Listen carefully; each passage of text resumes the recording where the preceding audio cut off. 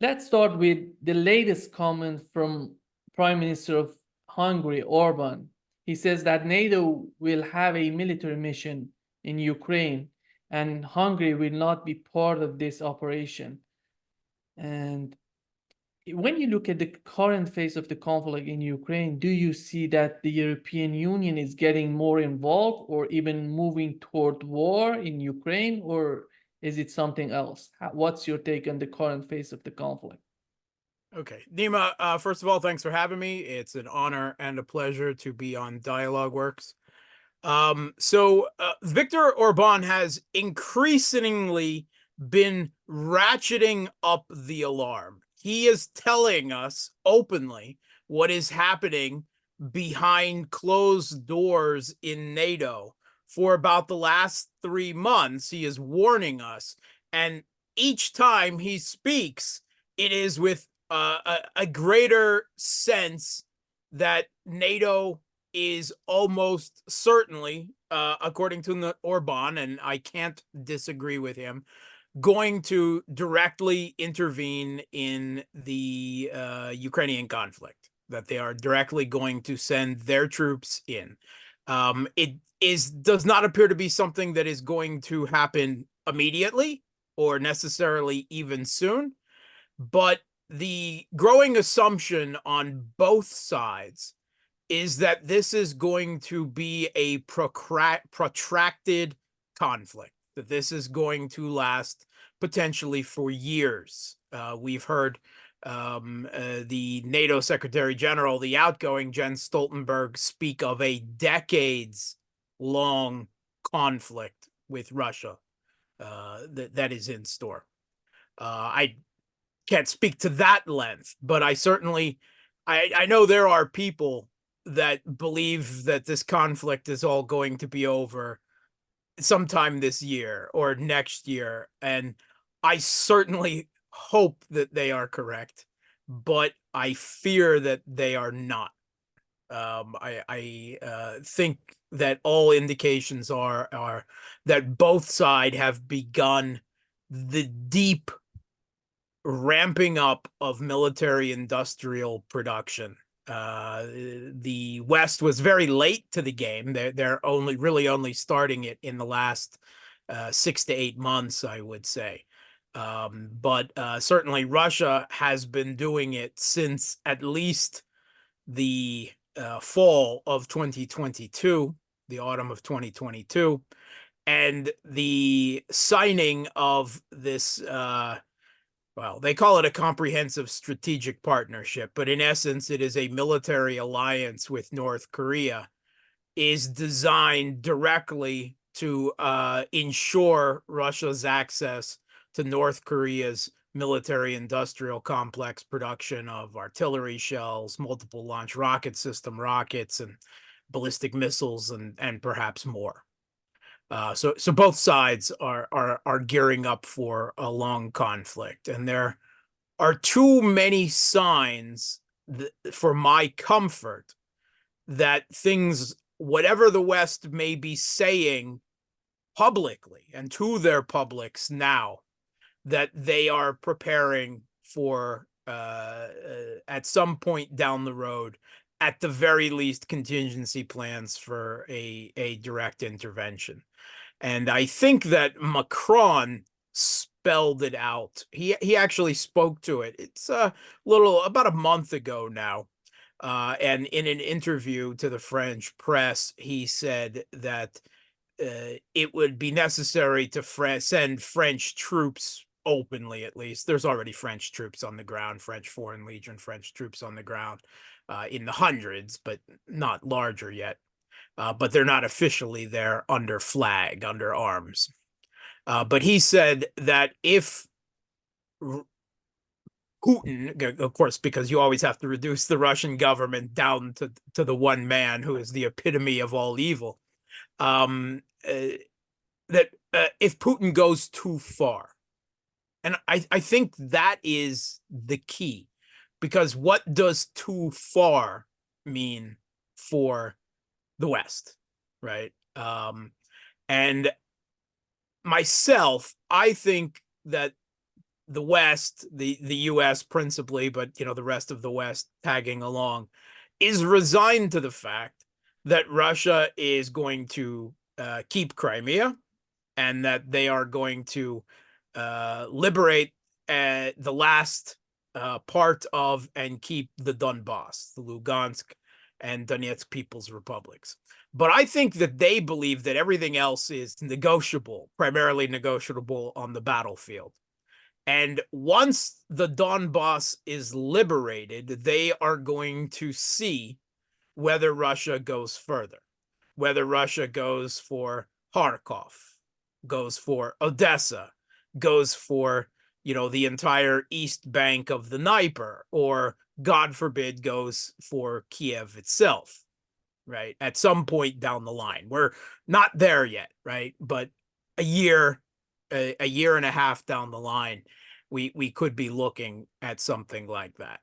So that is, I believe, going to be the crux moment. I think that they will grudgingly accept Russia taking the Donbass and will still try to spin that as a victory because Vladimir Putin didn't manage to succeed in his territorial conquest of taking all of Ukraine, which was never his intention from the beginning. And that's clearly shown by the rather small size of the intervention force that Russia sent in the beginning, just 150,000 troops, obviously intended to force a diplomatic settlement, and then Russia being very late to the game and suffering the consequences in the autumn of 2022 of not having mobilized their armed forces the way that the Kiev regime did as Western weapons began pouring in, leading Russia to have to withdraw tactically from, strategically even, from Kharkov region and from Kherson City.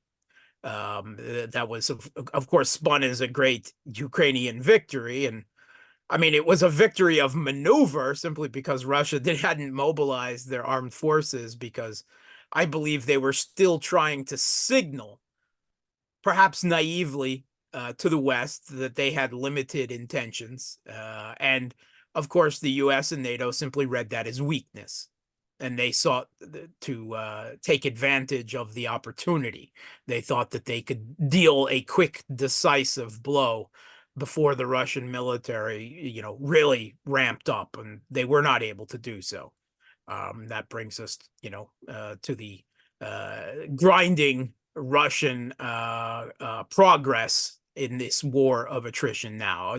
They certainly wanted to avoid a war of attrition. And primarily, they hoped that their economic sanctions would destroy Russia.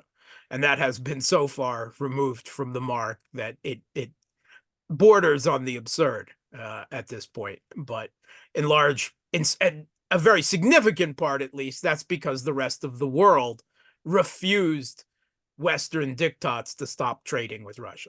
The rest of the world refused. And so Russia's economy really, in some ways, you can honestly say it has improved. It has grown. In fact, the Russian economic growth rate was faster last year than America's was, despite all these sanctions and everything. But everyone's setting in for this long conflict, and the signs that whatever they say, that the U.S. is preparing for the contingency that if Russia goes further, and myself, I think Russia has to go further, because anything that they do not take, the West has made clear that they will, following a porcupine strategy, as they called it, like with Taiwan, flood it with even more weapons than they have already, train every Ukrainian civilian that the regime can conscript to fight and kill Russians, encourage the Banderite indoctrination of Ukraine's youth. And they will attempt to bring whatever's left into NATO and the EU and so forth. So Russia, when this conflict began, was perfectly happy with a neutral Ukraine, the way Ukraine constitutionally was before 2014. before the West-backed Maidan Putsch, when they were forbidden by their own constitution from joining either a Western or a Russian, NATO or Russia's Collective Security Treaty Organization. And that kept the geopolitical exterior balance between East and West balanced with the domestic balance in national identity conception between West Ukraine and East Ukraine, which were quite different. And the victory of the overthrow of the government in 2014 saw the political banning, the complete extinguishing of all political voice and representation of East Ukraine, and the forcing of this West Ukrainian national identity conception on the whole country. This is, Russia has no choice. If anyone who's out there familiar with the old, very basic strategy board game of Risk or any more modern variations knows that if you don't take a space on the board, your opponent will take that space and use it against you, right? And this is the way that the West has been thinking for the last few decades, since the collapse of the Soviet Union, at least, this has forced Russia to adopt the same strategy. And we've heard it from Jens Stoltenberg and the former NATO Secretary General Rasmussen. They both said no more gray zones or gray spaces, meaning no more neutral countries. They don't want any more neutral countries. Finland was once neutral. Now it's part of NATO. Ukraine, they want to drag it into NATO. Austria, they're trying their best to drag it into NATO. They want to be right up on Russia's border, applying what the Rand Corporation, the U.S. geopolitical, think tank extraordinaire, has called in their geopolitical battle plan for Russia, extending Russia competing from advantageous ground well before the 2022 intervention. They called it a pressure cooker strategy. It's a type of aggressive containment, right? You want to surround your opponent with hostile neighbors by hook and crook. You want to make sure that every country around them is hostile to them, or even better, militarily aligned with you, having bad trade relations, having bad political relations to further isolate and apply pressure. And this is the same thing that's actually being applied to China, and to a lesser extent, the intention was to apply it to Iran as well. So that's the goal. And Russia, who was happy with a neutral Ukraine, a neutral independent Ukraine, now they have to take where they did not want to take. And at the beginning of this conflict, I very much, mea culpa, I said that it would be a mistake for Russia to occupy West Ukraine, because the national identity conception in that part of the country is primarily it's about hating Russians. I mean, that's their national identity conception. That's the single most salient point of it. Completely the opposite from East Ukraine, whereas many East Ukrainians are Russian ethnic, Russian speaking, or view themselves as a brother's people. The term Russian world, Ruski Mir, they view themselves as part of that. And I speak with no small amount of experience and personal level on that. Full disclosure, my wife is Crimean. My wife is from Crimea, and we have family in Kharkov and Donetsk and Odessa. So I'm well aware of the internal national identity divide and how that affects the geopolitical situation in Ukraine. So Russia is, I thought moving into West Ukraine would be a mistake, and that it would lead to a forever guerrilla war, which it very may well do. But at this point, if they don't take that, then NATO will actively turn it into the people there into a warrior caste and turn whatever rump Ukrainian state is left into a battle platform directed solely for the purpose of its existence against Russia. And at that point, the guerrilla war is probably better. It's probably the better option. A terrible, and it will be terrible, a terrible occupation, because there's no other option. Putin is very much, this was not his intention. All of this propaganda that Putin wanted to take all of Ukraine and then the Baltics and then Moldova and then Poland and then in Lisbon a month after that, in Peoria, 6 weeks after that. It's all nonsense. This Manichaean and characterization view of the world and depiction of the Russian president. Quite the opposite. Putin has been extremely cautious and perhaps too cautious, and perhaps too much of that has been read as weakness by the West, and that they have continued to escalate and escalate and escalate because they believe they can. Of course, they can up until they don't, and then we're all in for a world of hurt. So Russia has no option left, I believe, but to go all the way. However long that may take.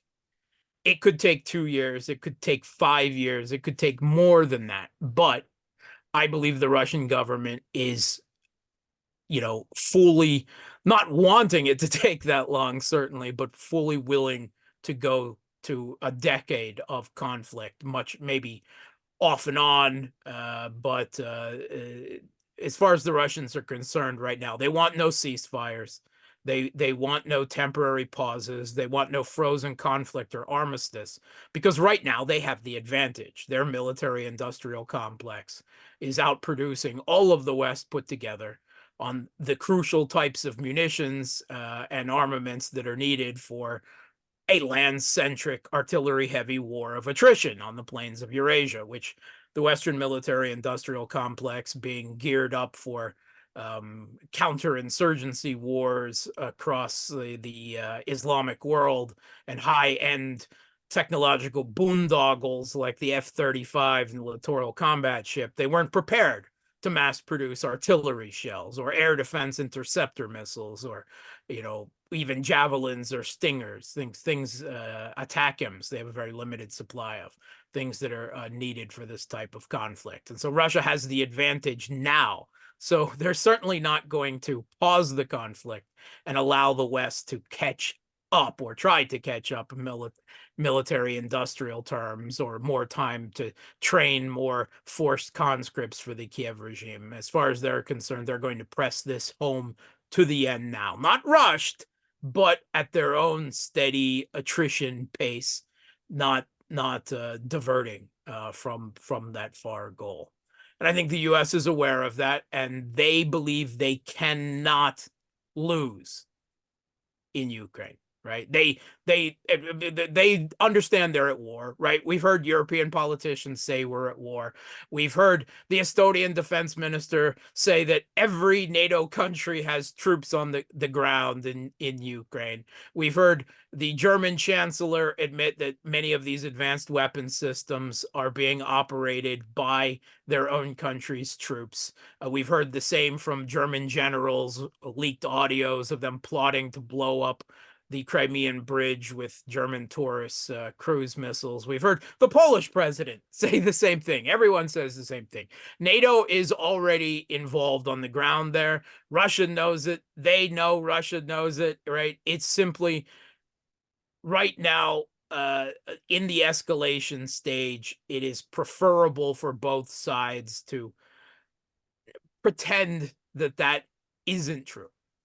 But I believe eventually they will have to put Western troops on the ground, perhaps when Kiev is threatened or Odessa, that they will have no choice left, because there simply won't be enough, or certainly not the quality of Ukrainian conscripts left to stop Russia at that point. They believe that their hegemony is on the line in this conflict. And for them, that is existential.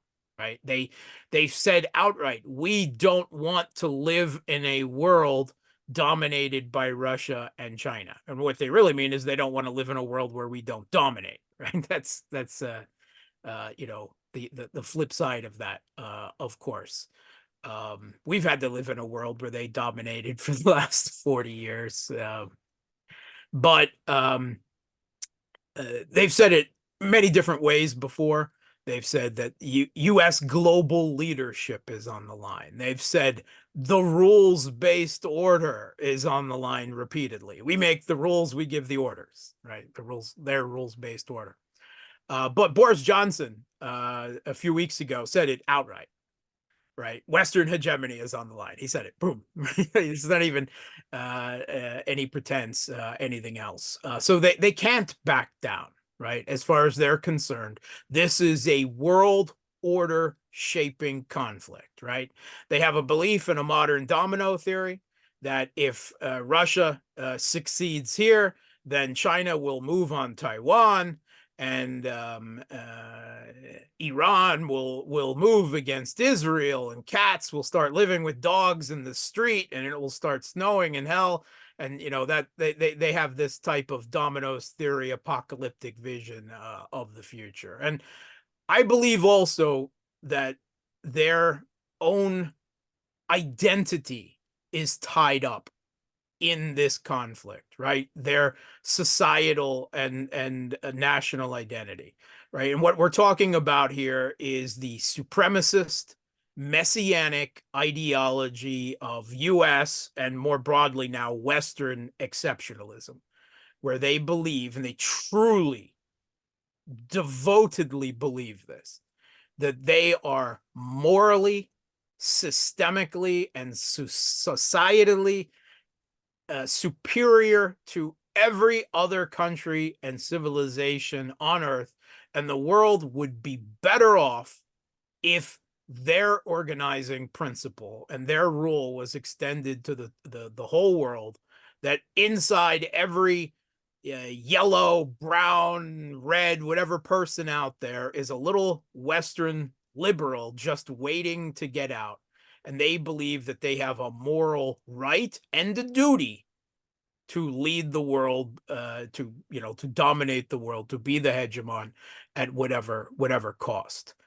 And if they lose in Ukraine to Russia, a country that they have identified, insulting on both sides, I guess, as Nigeria with snow, that they call a gas station jumped up as a country.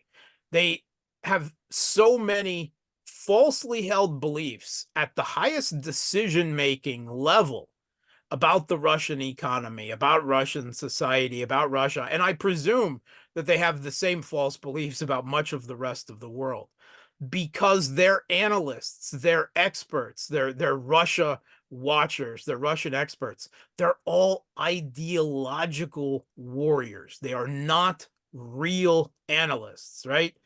Anne Applebaum, Michael McFaul, look at these people. Alexander Motyl on the Ukrainian front. They are ideological people with a severe ideological and political axe to grind. They are not objective analysts. I mean, I'm not so sure I actually believe in objectivity, but there are degrees, right? There are degrees, and there's nothing here. So they continually get bad, ideologically driven analysis and expert opinion and advice on Russia and China and Iran and so much of the rest of the world.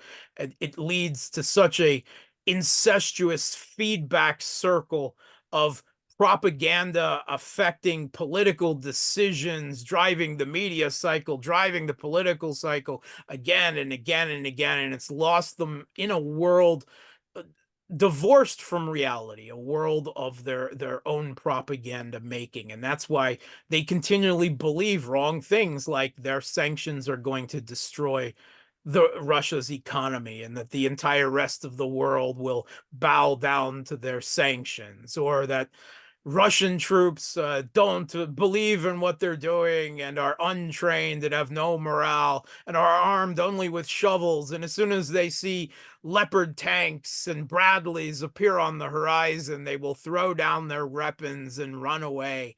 And there will be a great Ukrainian victory. They actually believed that. Mark Milley said the U.S. chairman of the Joint Chiefs of Staff at the time. That was their operating assumption, right, against all of the military realities of Russia's firepower advantage and fortifications. They believed this type of just fantasy driven by their own hubris, and that has led them to mistake after mistake after mistake at the political level, at the military level, and so forth. And I guess we should be glad that they make mistakes like that. Of course, it also leads them to dangerous escalations when each successive escalation that they make doesn't give them the results they want, doesn't change things on the battlefield. They just are compelled to the next escalation and the next. And the things that we can see that they're preparing on the ground, we have seen the U.S. begin the construction of 3 large new military bases in Eastern Europe. One of them in Romania, which is intended to be NATO's largest military base in Europe on the Romanian border with Ukraine, another one in Slovakia. There's another third one under construction in Eastern Europe. I can't remember off the top of my head, but those are all well underway. A new highway and transport system is being built from Romania, intended to extend up into Moldova and into Ukraine in the Odessa region. To provide arms. There was an emergency expedited construction launched on that road.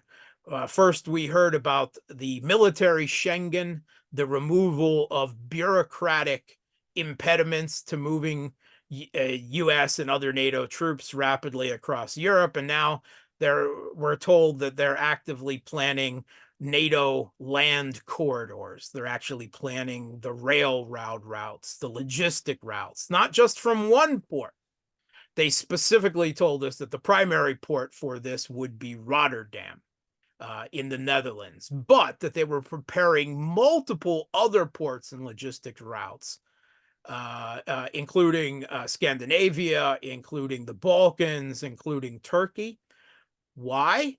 Because they're already making the assumption that in a high intensity conventional conflict with Russia, that Russia will hit those ports first right off the bat with their long range strike capability, and that they will need multiple ports to have multiple avenues to move hundreds of thousands of US and other troops through. They're making preparations for all of this now. Joe Biden is saying, "Oh, we'll never send American troops." Well, he also said the same thing at one point in this conflict about American tanks and jets and missiles, and saying that Cluster would be bombs. World War. Yes, yeah, that and cluster bombs, right? That they said that would be World War III, but each successive one. Now, certainly, no one is going to say any different before the November election in the United States, right? No one is going to say otherwise. I'm not so sure that necessarily makes a difference who is the president in the United States.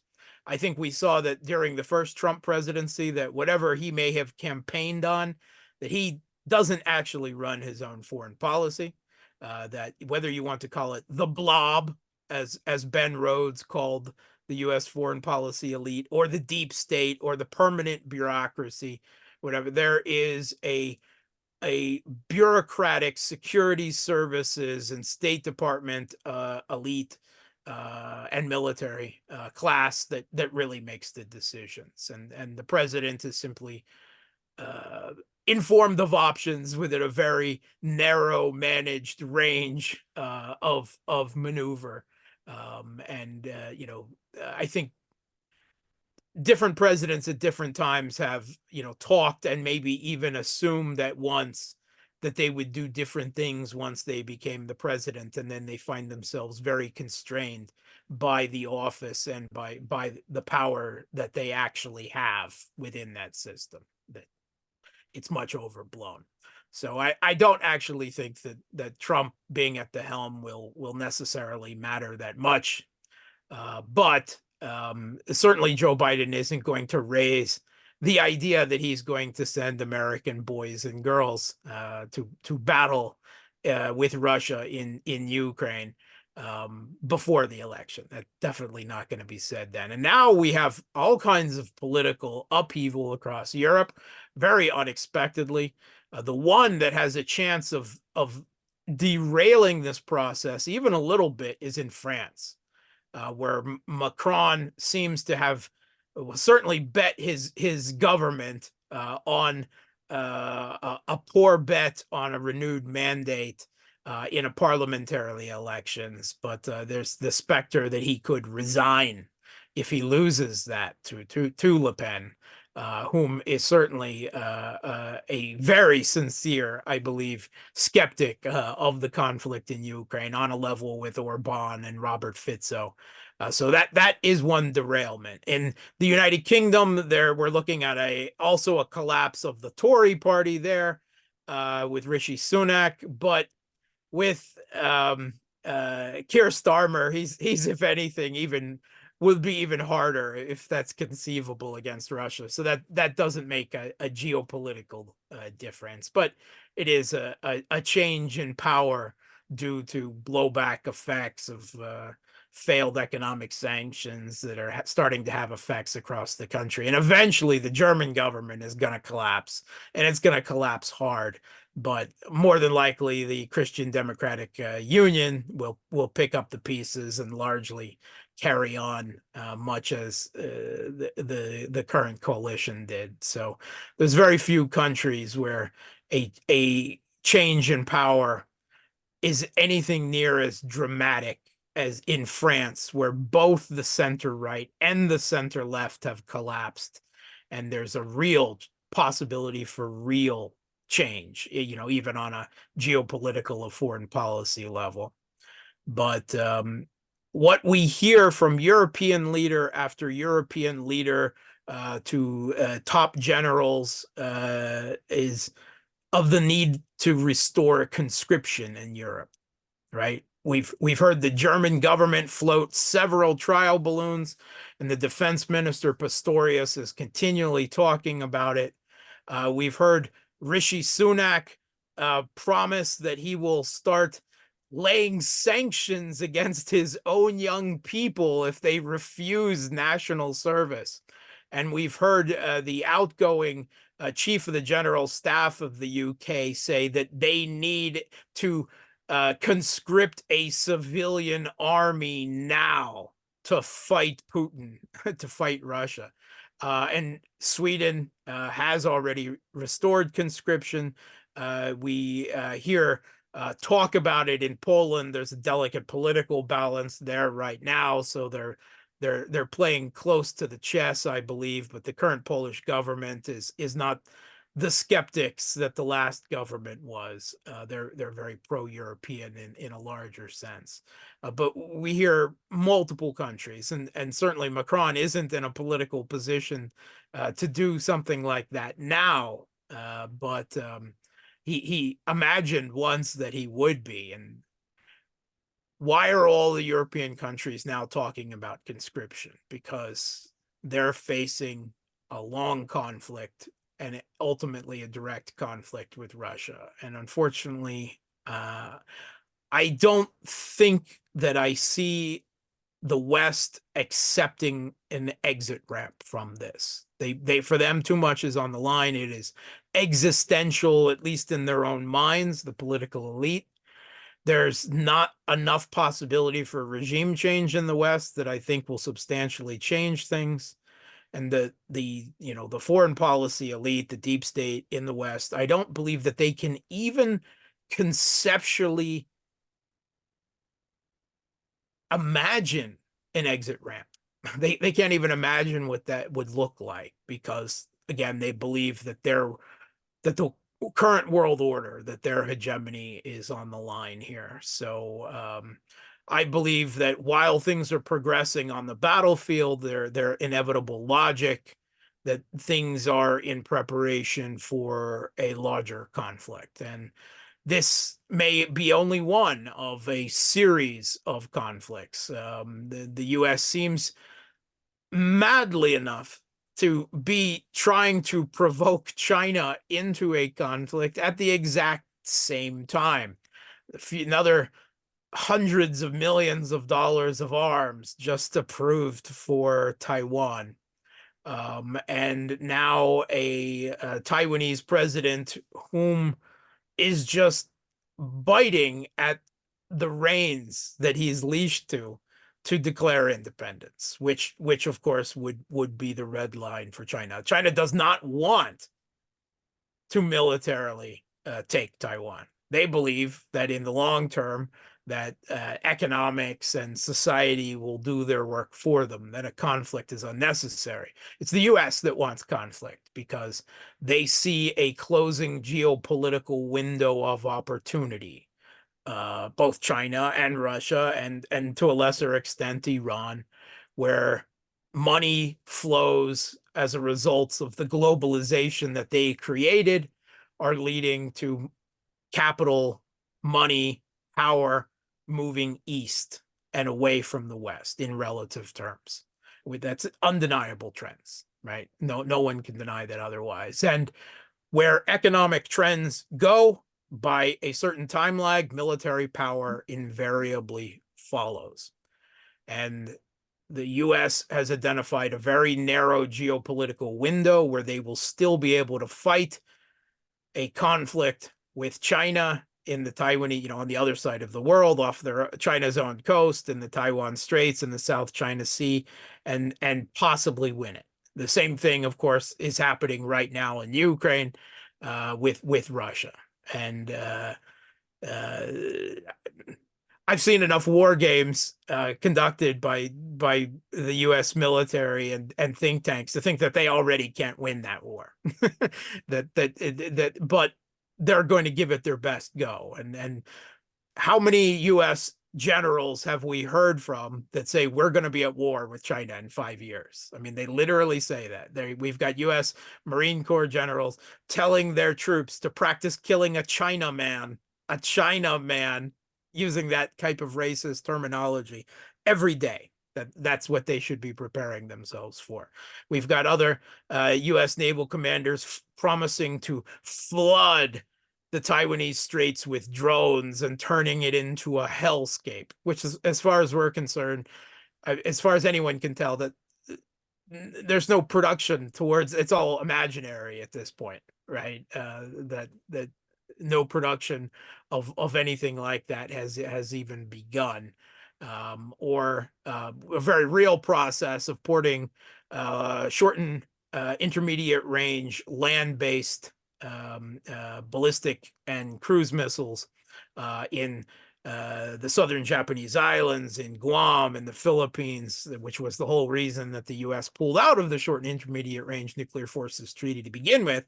It had nothing to do with any bullshit about Russian violations or something like that. It was all because they perceived a missile gap in as they see it, inevitable Thucydides trap war with China in the West Pacific. And they mentally are in a Thucydides trap. I mean, they can't escape it. So they're trying to ramp that up at the same time. The one conflict that at least the Biden administration seems honestly trying to avoid right now is that with Iran, because it's not that they don't want war with Iran. It's just a lower priority than Russia and China on their menu. There are, of course, people within the U.S. government that want war with Iran, right? There's only 3 flavors of U.S. blob, a foreign policy elite, right? They all want war with Russia, China, and Iran, but they prioritize them differently. That's the only difference. There's some who want war with Iran as a priority, some who want war with Russia as a priority. Hi, Vicky Newland. And those that want war with China as a priority. And right now, well, at least for the last couple of years, the Russia hawks have held the reins, although there are some signs that the Biden administration is trying to move back to prioritize China, but somehow without dropping the conflict with Ukraine, which is in Ukraine with Russia, which is bizarre, but and that's where we are. They seem intent on burning the world if they can't control it, provoking these conflicts while they still have an opportunity to win them in their minds. And they're prepared to go out in a blaze of glory rather than live in a world where they don't control the world, where they're not the hegemon. That seems mad, but I mean, turn on American TV news, and I mean, or read Newsweek and the Washington Post, and you know, you'll inevitably come to the same conclusion. Or in the United Kingdom, you know, the Times, the Telegraph, the Spectator. It's all there. It's all the Economist, for God's sake. It's all quite clear. It's spelled out. And again, the thing driving it more than anything else is this hubris, this messianic supremacist ideology of exceptionalism. And it has driven countries like Russia and China and Iran and now North Korea and others together, very different political and social systems and cultures and, you know, vast spun out geographies, but that is the kernel of a multipolar world that we see developing in BRICS as a potential alternate economic order, an alternative to the economic institutions of the World Bank and the IMF and potentially even the entire Bretton Woods system. That is what the rest of the world has begun very defensively and very late in the game to begin the construction of. But we see countries and countries knocking at the doors of BRICS now to gain access. We see longtime U.S. Treasured and pampered vassal states like Saudi Arabia and the UAE decide that they want multi-vector foreign policy suddenly, that they want room for options, that, hey, maybe a world, a multipolar world where they have a seat as a great power at a table with a modicum of actual respect and decision-making ability might be more preferable to their interests than a treasured vassal of the United States. That's where they are, but you know, we see it all across the world now, and the Shanghai Cooperation Organization, it must be said, as well. And now we have Russia just going into full conflict mode. They with the announcement from the U.S. that they are going to be making long-range strikes, missile strikes into Russia through the thinly removed, the implausible deniability of a thin proxy of Kiev regime forces, when we've all been told, right, by the Western leaders themselves, that there are Westerners operating those systems, right? But you know, there's still the agreed upon fiction that it's Ukraine, right? With that and the recent attacks on Russia's over-the-horizon radar systems, their nuclear launch detection systems in the south, there were several drone attacks on those very valuable radars there, which is, you know, it has to be considered that's, whether it's true or not, it has to be considered that it is possible preparation for a first strike. I mean, that's the level that Russia's at now. all these strategic partnerships that were signed with Ukraine. So Russia has just in the past month begun, if we want to use Game of Thrones terms or medieval terms, has begun calling the old Cold War banners. We see Russia's most advanced warships suddenly sent to the Caribbean, to Cuba and to Venezuela. We see Russian ships in the Sahel and Russian troops. Now the Russian military, no longer Wagner, but Russian military providing training and security services for governments in Niger and Mali and Burkina Faso and potentially others now. We see Russia, literally Putin holding a war council of his top generals and defense minister and military industrial complex. We see out of the blue, I mean, nowhere. Did anyone see Russia signing a strategic partnership with North Korea, much less a mutual defense clause, a full-blown military alliance? And I mean, North Koreans are actually calling it a military alliance. So Russia hasn't said the word yet, but it's actually, if you read the article, it's actually far more committing than Article 5 is for NATO, which Article 5 actually only says that the member states agreed to act. Doesn't say how they have to act. There's a perception, right? But very, very strong mutual defense clause with Russia and North Korea.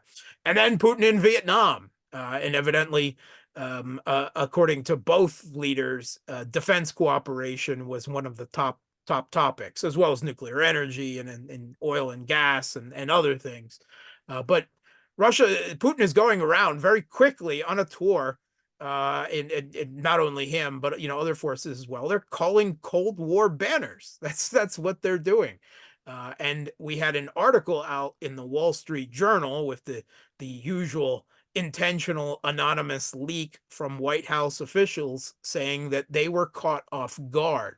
They are surprised by how quickly Russia is activating alliances around the world, and that was just out this week. And I don't think that's the end of it, but it's certainly the beginning, and it's probably not an auspicious beginning for any of us anywhere, because like I said, I'm already of the opinion that this conflict certainly is one in a series of conflicts, perhaps beginning even as early as the August War in 2008, the Syrian War, this war, and potential war with China, the ongoing conflict in the Middle East that could become of a true geopolitical scale at any moment. I mean, the US and Iran seem to be trying to avoid it, but Israel is doing their damnedest to try to drag the US into it. It's a very bizarre relationship there.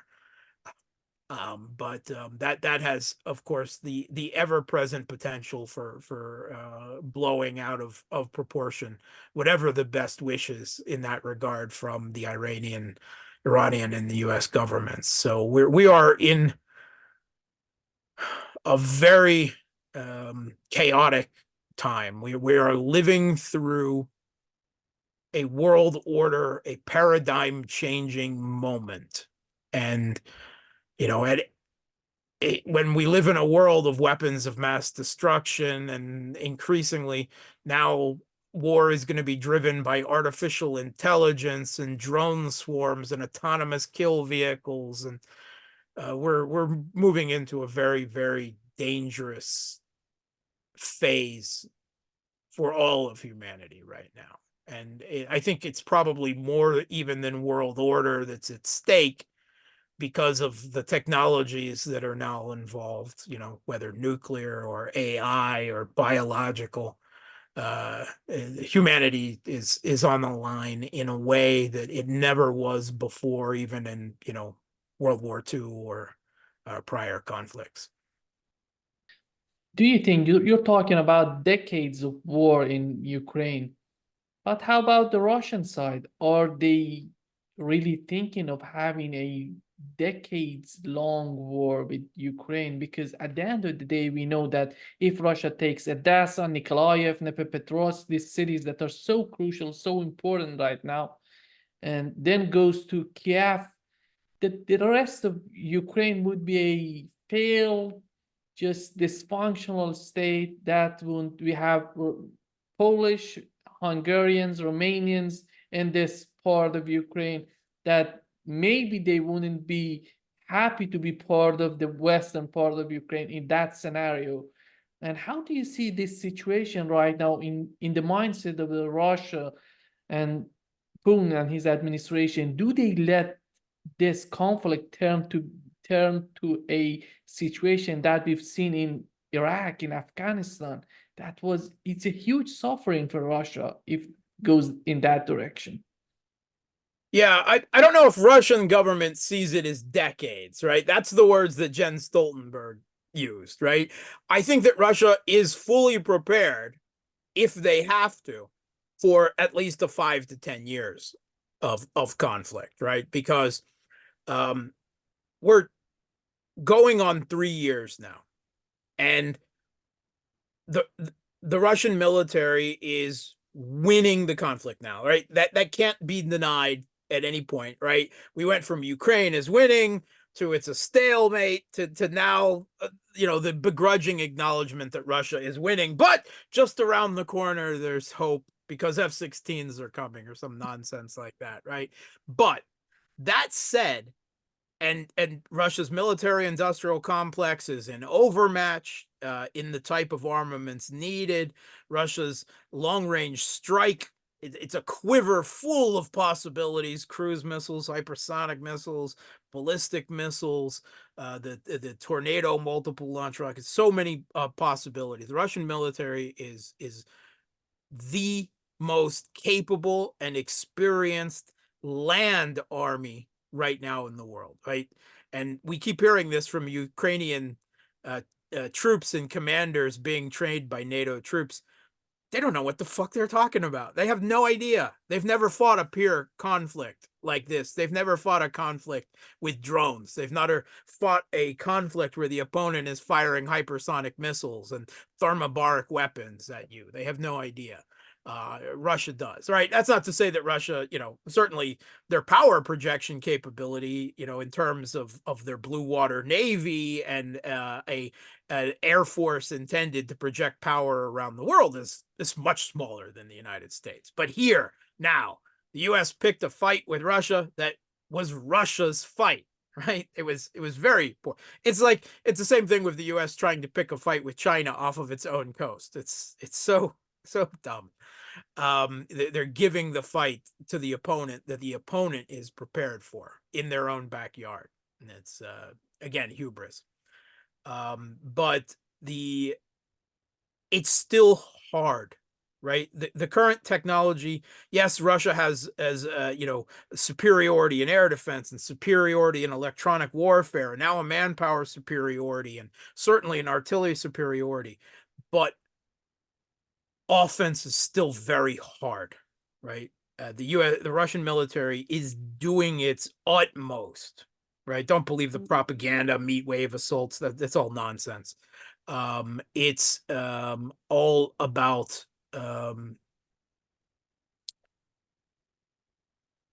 reducing casualties to the absolute minimum. And it's slow. Its offense is hard. There is a cost in vehicles, right? It is a war of attrition. This is all factored in that Russia's going to lose so many tanks and, infantry fighting vehicles, BMPs to FPV drones and, increasingly rather than artillery and the like. And we're still just kilometers from Donetsk city. Think about that. I mean, two years in, all the titanic struggles that have taken place, and there's still Kiev regime units within artillery range of Donetsk city. There's a long way to go, and there's a hope, right? There is a hope that the war of attrition is doing its job, and that at some point the Kiev regime military is just going to cease the ability to resist effectively. Whether that is, it's not going to be through lack of arms, right? The West can't provide the Kiev regime enough arms, enough of the crucial arms needed for this conflict that they can filter through it to win this conflict. But what does winning mean, right? It's not a binary. The whole Western goal right now is to raise the costs for Russia so that Russia is satisfied with less and comes to the table earlier on terms closer to theirs. That's the goal right now. And they're going to keep providing weapons. They won't provide enough artillery shells to win this conflict, but they can provide enough artillery shells to continue it and to make it costly, right? And if the Kiev regime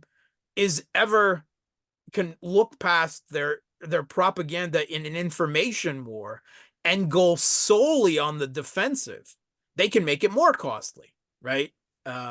As long as they're talking a new Kharkov counteroffensive right now, that's wonderful because it means they're coming out of their fortifications, they're coming out of their prepared defenses, and they're going to waste men and resources that they can't afford to waste on another stupid counteroffensive that they can't win. By and large, again, maybe some small tactical gains for info war purposes, but other than that, I don't think that the Russian military can count on that the Kiev regime military is just going to stop being able to defend at some point. They have fought tooth and nail, and there have been enough Ukrainian men of all ages apparently willing to die for it, for whatever reason they are willing to die. And it continually amazed me, the largest numbers of the Banderites, the ideological warriors of the regime, the largest numbers of them are already dead or disabled, right? But they're able to conscript people, and still they fight, right? Yeah, some surrender and some go AWOL, very large numbers going AWOL, and they try to avoid conscription in the thousands and well, millions in the first place. But when they're put to the line, they're still fighting and dying. And I don't know if I want to call it bravely, but they're doing it stubbornly, at the very least. And so it's costly. It's incredibly costly to the Ukrainian people, to the Ukrainian country, particularly East Ukraine, where the war is being fought. So, I mean, what is the timetable? The best timetable that I can perceive without some type of dramatic maneuver warfare breakthrough, which is not the type of war Russia is fighting. And maybe at some point, the Kiev regime military will be attrited so much that becomes possible then, but that's not the situation certainly right now. And the best case scenario is that the Russian military is able to move on Slavyansk and Kramatorsk by the end of the year. That by the end of this year, Donbass is all but wrapped up. But that's still just the Donbass. Campaign for Kharkov, a city of 2 million, which is way beyond the scale of anything that Russia has launched before. I mean, Mariupol was just 200,000 or 300,000 people pre-conflict. Kharkov is 2 million. It's an entirely different scale of urban combat that would be required compared to what's been fought so far. It's the second largest city in Ukraine, if I'm not mistaken. Second largest city, yes. Dnipropetrovsk, Odessa. And to take Odessa, Russia has to make a contested river crossing at Kherson City first, and then Nikolaev. I don't see that Russia has the capability to make an amphibious assault on Odessa. Even in World War II, the Soviet Union didn't try that. They went the long way around for Odessa. They went through Kiev first, right? Odessa is a long way away. And if I can't help but notice that when the Kiev regime has been taking, well, it's not the Kiev regime, it's the West, but when NATO has been taking their pot shots with their maritime drones and cruise missiles, they've been particularly targeting Russian landing ships, making sure that Russia never has the possibility to launch an amphibious assault on Odessa. Just, I don't think, I think there's a little bit of method to the madness in their selection of what targets they could hit there when they're attacking the Black Sea Fleet. Beyond simple vulnerability, they also seem to be going after landing ships in particular. So I'm afraid, and I mean, there are hopes that enough other tipping points, like the looming electricity crisis, could, affect military logistics, could destabilize society. Unfortunately, I see that there is greater possibility of a political collapse than a militarily collapse, such that a lot of people envision where the Kiev regime military suddenly becomes unable to fight anymore. I don't see that happening anytime in the near future, because the West will keep up the flow of arms and training, and eventually, when the Kiev regime is no longer able to resist, the Western troops will be there. I believe that as long as Russia is going to move beyond the Donbass, and again, I believe they have to, then Western troops will at some point become involved. And then that's a whole new ball game, because with the Western troops will come NATO's Air Force. And they'll be flying into the teeth of the best air defense system in the world, hands down, of Russia's powerful own, 700 plus aircraft. But the US and NATO have the best air force in the world for power projection, hands down. So no one knows for certain what is really going to happen. I can make a guess. I think that they will suffer incredible losses due to Russia's air defense. But it's not only that. Of course, there'll be long-range strike capabilities. There'll be cruise missiles and ballistic missiles flying back and forth across Europe on both sides, right? First, it will be within Ukraine, and then someone's going to hit at somebody's base, a base in Poland or a base in Romania. Maybe they're flying aircraft out of there, maybe, a preparation, a staging zone, and then the missiles are going to start to fly back and forth. And with every missile, is that a conventional missile, or is there a tactical nuclear warhead on it? Because at some point, somebody's going to make that decision. What if there's 20,000 French troops encircled by a large Russian maneuver at some point west of the Dnieper?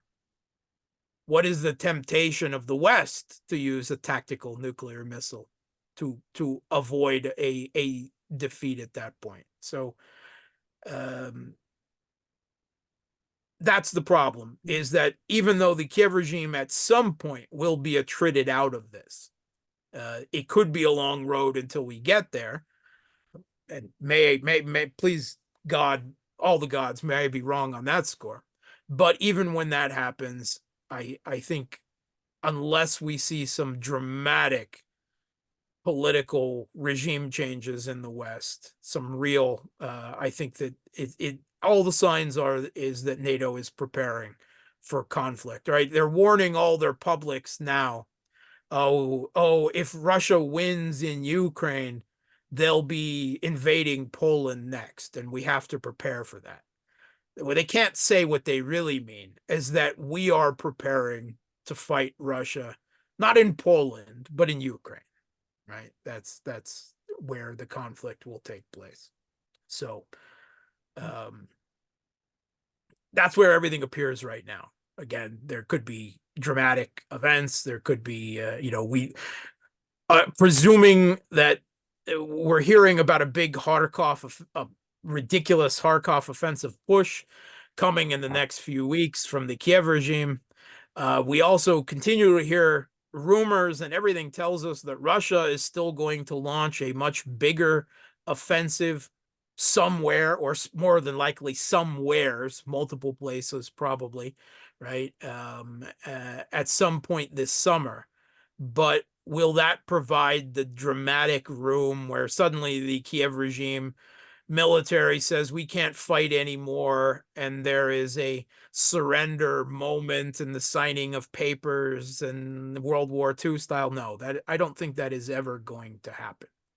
I don't think the Russian government has made clear that they cannot negotiate with Zelensky. They don't believe he's legitimate. They've declared anyway that he's not legitimate, that they will only negotiate with the West. And what's more, they also say that any end to this conflict, Putin is being very ambitious.